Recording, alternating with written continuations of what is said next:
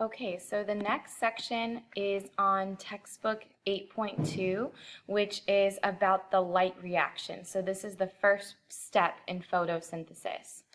Um, when light energy comes into the plant cell, it typically travels in both waves and packets of light energy known as photons. And so we need to talk a little bit about how the light comes into the cell. So when a photon meets a particle, it can either bounce off the molecule, in which case it's reflected. It can pass through the molecule, which means it's transmitted. And the one we want to focus on is when it gets absorbed. So once one of those is absorbed, that's adding energy to the molecule. So in the electromagnetic spectrum, there is range from infrared all the way to UV light, but the visible light is only a tiny bit that we can see. And in plant cells, they have pigments, such as chlorophyll, that absorb wavelengths in the visible spectrum of light. And energy, once it's absorbed, can cause the electrons within the pigment molecules to move to a higher energy level. And that's kind of where we're going to get started with the reactions. So essentially what happens in the light reactions is light's going to come in as well as water, and we'll have NAD plus and ADP plus pi, and in the end we're going to get some oxygen from this reaction. So free energy in the sunlight is captured by the pigments in plants, as I mentioned, and there's a lot of different pigments, but chlorophyll is the one that we're going to focus on, and it's really, really good at absorbing red and blue light, meaning that the green light is reflected. That's why when you look at plants, you see green, because that chlorophyll is reflecting green light. The light absorption in plants occurs in these light harvesting complexes known as photosystems, and they're going to be very helpful, and you'll see very common in the description of light reactions. So when we talk about light, it can travel in waves, and the wavelength tells us what type of electromagnetic energy the light is taking form in. But like I said, our focus is on the visible light spectrum. And that light consists of wavelengths that we can see. However, light can also behave as those particles known as photons, and that's kind of what we'll be mostly focusing on in this section. So this kind of shows us just the visible light spectrum in terms of the whole spectrum in general. Notice we can only see a small spectrum of light. But the photosynthetic pigments, such as chlorophyll, are substances that absorb visible light, and they absorb different wavelengths of light depending on what type of pigment they are. So we talked about chlorophyll is really good at absorbing red and blue, so it reflects back green, because any wavelengths that are not absorbed are reflected or transmitted. There's also some pigments in plants known as carotenoids, and they are yellow and orange pigments. Those are reflecting yellow and orange light because they absorb blue, violet, and blue-green light. So when we have the light come into the chloroplast, the light that is reflected is the color we see, and the light that is transmitted gets passed through, and then the light that gets absorbed is what's going to cause the reaction. So the absorption spectrum of chlorophyll A, as we mentioned, suggests that violet, blue, and red light work best for photosynthesis. And then chlorophyll A is the one that does the most work in the light reaction. So that's the one that we're really going to focus on. But there are other pigments such as chlorophyll B and the carotenoids that are known as accessory pigments that kind of help aid the rest of photosynthesis, but really chlorophyll A and B are what are driving the light reaction. So when a pigment absorbs light, for example, when chlorophyll absorbs light, it goes from a ground state to an excited state, which is very unstable. And so what ends up happening is they slowly fall back to that ground state. And that's what's going to help us with the light reactions. So we have these things called photosystems, which consist of a reaction center complex, which is a type of protein, surrounded by light harvesting complexes.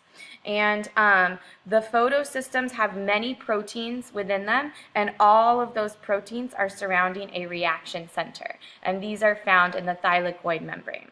The light harvesting complexes are energy absorbing systems that transfer the energy of photons to the reaction center. So when the light comes in, the light harvesting complexes help get that energy to the reaction center.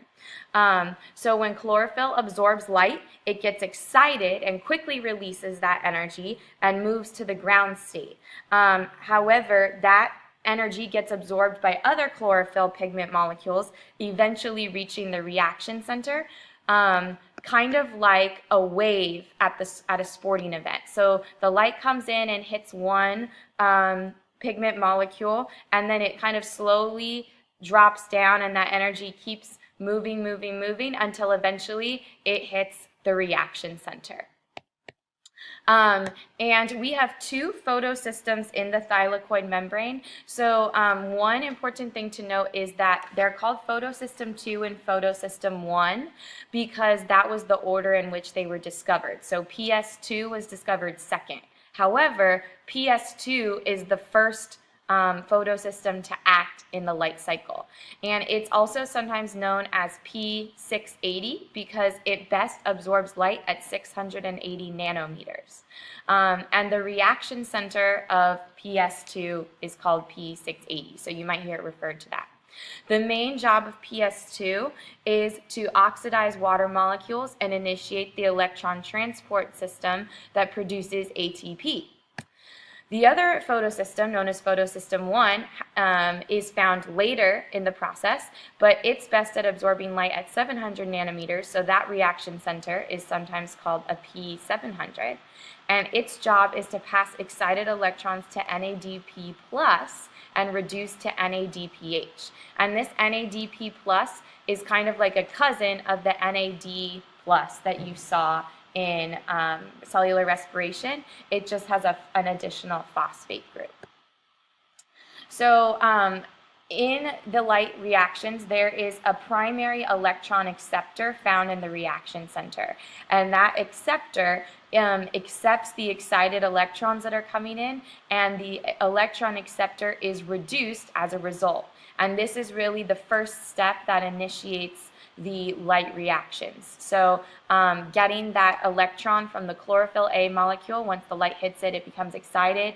It falls down the chain until it gets into the reaction center. And then when that electron acceptor receives the electron, the light reaction can actually really begin. So here's another, once again, the same picture.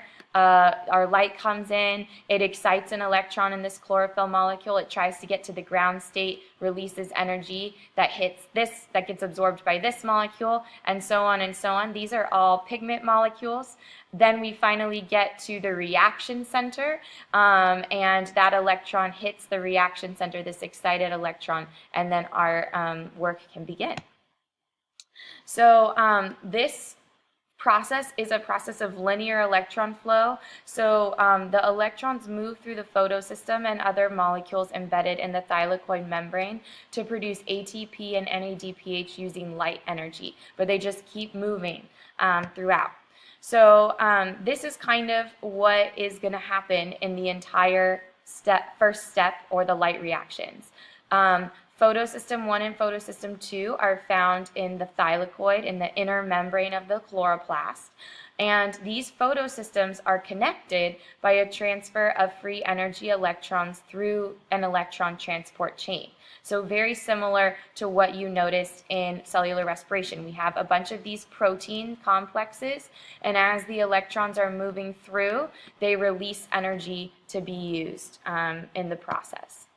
So in the thylakoid membrane, once again, the chlorophyll absorbs free energy and light and energizes the electrons in photosystem 1 and 2. Ultimately, the energized electron from chlorophyll can be passed on to an electron acceptor, which is found in the reaction center. And here that chlorophyll would be oxidized and the acceptor would be reduced. And then the excited electron will get passed by the reaction center on to the electron transport chain. And that energy will be used to pump hydrogen ions across the thylakoid membrane. So in photosystem 2, this is the actual light-dependent reaction. After the chlorophyll gives up its electron, it's very unstable. So we're right here right now. And it's given up this electron and it's very unstable. So this chlorophyll wants to get an electron to replace the one that it gave to the electron acceptor. And so in order to do that, it pulls an electron from water. So the water becomes oxidized. Down here you'll see, and it ends up becoming H plus, our hydrogen ions or protons, and oxygen. And so this is where our oxygen gets released into the atmosphere. So you know that photosynthesis produces oxygen. That all comes from the light cycle. On the other hand, our hydrogen, H plus, is going to remain down here in the lumen, the inner membrane of the thylakoid, because it's going to be used later. When we get to photosystem 1, as the last chlorophyll electrons lose their energy, photosystem 1 uses the light energy to energize electrons and move to the last protein, which is NADP reductase. You don't need to know that, but that's what it's called, to reduce NADP plus to form NADPH. And this is, if you remember, like NADH, NADA, NADPH is also a high energy electron carrier. And so in photosystem 1, the electrons get replenished with electrons in the electron transport chain that are coming from photosystem 2. You get the new electrons from the electron transport chain that happened due to photosystem 2. And that's how these two systems are connected. So here's kind of showing the energy of the electrons as the light reaction progresses. We start out by getting our light energy, and it's hitting P680. The water gets split at one point, but our electron gets very excited. It starts falling down the electron transport chain to get back to the ground state. And then P700 accepts that electron, and we end up getting electrons here and getting NADPH. So the next step in the process is in the electron transport chain, we have something called photophosphorylation. And if you remember, in cellular respiration, the different types of phosphorylation produce ATP. Well, the same thing happens in the light reactions. Once the water is split, once again, we get a buildup of hydrogen ions or protons inside the thylakoid. And the electron transport chain, as it works, also pumps hydrogen ions into the thylakoid membrane. And then this establishes, once again, a proton gradient that can power the ATP synthase enzyme. But because light is the original energy source for this reaction, in photosynthesis, the ATP is produced through something called photophosphorylation or light phosphorylation. So this is an overview of the light reactions themselves. Our water comes in along with light, and then we also have our NADP plus and our ADP and inorganic phosphate. And then in the end of the reaction, we get oxygen, NADPH, which is a high energy electron carrier, and ATP. But notice in this reaction, the only thing that actually comes out and is released to the atmosphere is our oxygen. That's because our ATP and our NADPH are used up for the next cycle, which is the light independent reaction. And that's what we'll learn about in the coming weeks. This is kind of just a quick, short, simple review because I know that was a lot. The main point of the light cycle is to convert light energy into chemical energy stored in ATP and NADPH. So we're just changing that energy from the sun into something that is usable. We require light, ADP and NADP+, And our products are oxygen, ATP, and NADPH.